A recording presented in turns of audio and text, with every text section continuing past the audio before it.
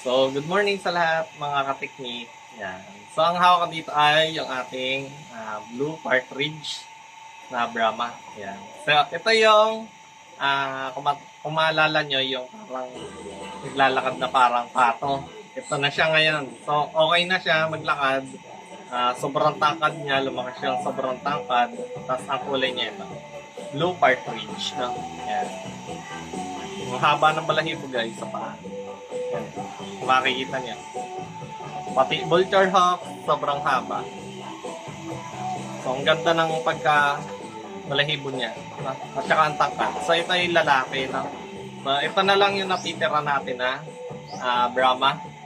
So, makikita nyo sa likod ko, yung parent stock nila ito. So, lavender na rooster at saka yung dark blue na hen. Tapos yun, sa dulo, naka-reserve na siya yung babae at lalaki natin na Brahma, na blue Brahma yan. Tapos ito, sa likod, na-reserve ko yan para dun sa isa nating client na baka magustuhan niya. So ito sa hawak ko, nasa 2 kilo na to. So medyo masarap-sarap na ito gawing tinola. So ang lasa pala ng Brahma para sa nagtatanong mo. At saka ang daming nababasa ko, no? Nagtatanong sa akin kung pwede daw ba katayin ang Brahma, no? So manok po siya, no? So pwede rin po siya katayin, no? Yan. Pwede nyo siyang gawing tinola, no? Yan. So masarap po siya. Ang lasa po ng Brahma ay parang malaki na native, no? Na manok. Masarap siya itinola, no? Tapos yung katawan niya, hindi naman talaga siya pabilog. Pahaba siya, no? Kaya yung iba na ang nagtataka kung bakit yung Brahma nila, no? Mukhang payat. So ganun po talaga ang build ng Brahma, no? Tapos, after 1 year, mabagal na siya mong lumaki. Pero up to 2 years yung kanyang bigat. Umaabot yung iba ng 5 kilo, 4 kilo. Yan. Depende po sa sa pag-aalaga niyo, no. At saka sa environment. Yan. So ito nasa 2 kilo pa lang to. Ito pala ay 6 months old. Yan. So kung mag-aalaga ng native at saka Brahma para sa negosyo, mas okay yung Brahma, no? Kasi mas malaki ang kita. Pero meron din ako dito mga purong darag, which is yung native ng Panay Island, no? Native yon dito sa ating Pilipinas.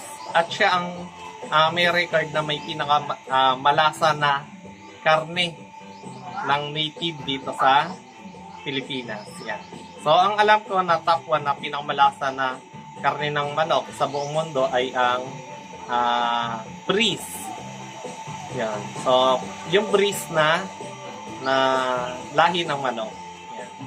So, ang itsura ng breeze ay kulay white siya. Lalaki at babae, purong white. Tapos, ang kulay ng paa ay bluish. Yan. Bluish to gray, no?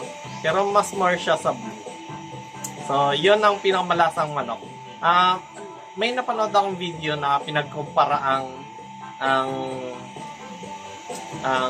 darag na manok sa breeze na manok.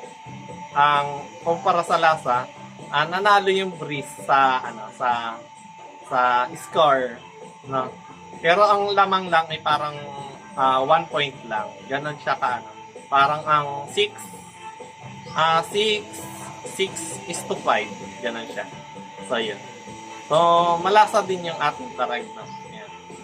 So, ito, baka may magkagusto. Available for rehoming siya. Yan.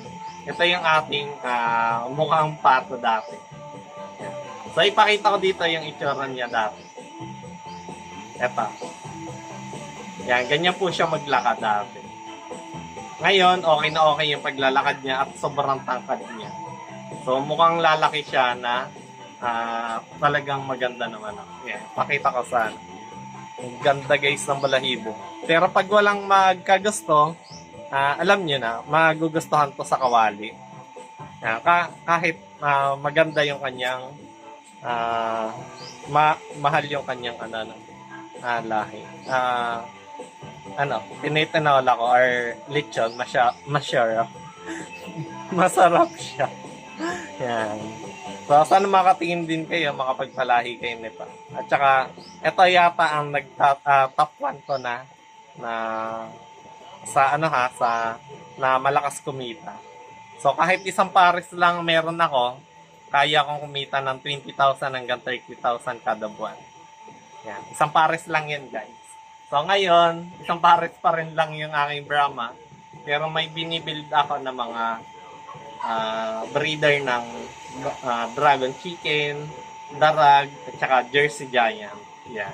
Yan yung ating mga breed niya. Yan lang mga kateknik. Pag may interesado, message na kayo. Okay? Ilang. Bye-bye.